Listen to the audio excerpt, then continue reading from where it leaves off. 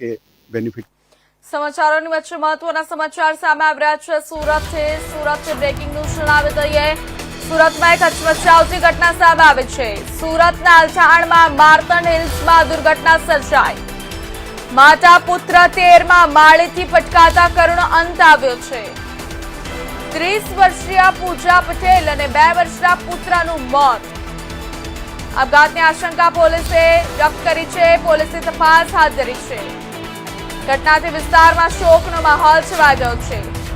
સુરત એકદમ હચમચાવતી ઘટના સામે આવી રહી છે। દુઃખદ ઘટના જણાવી દઈએ। સુરતના અલથાણમાં માર્તંડ હિલ્સમાં દુર્ઘટના સર્જાઈ, જેમાં માતા પુત્રએ 13મા માળેથી પટકાતા કરુણ અંત આવ્યો છે। 30 વર્ષીય પૂજા પટેલ અને 2 વર્ષના પુત્રનું મોત નીપજ્યું છે। આપઘાતની આશંકા સેવવામાં આવી રહી છે। પોલીસે તપાસ હાથ ધરી છે। ઘટનાથી વિસ્તારમાં શોકનો માહોલ છવાઈ ગયો છે। સુરત એક ખૂબ જ દુઃખદ ઘટના સામે આવી રહી છે।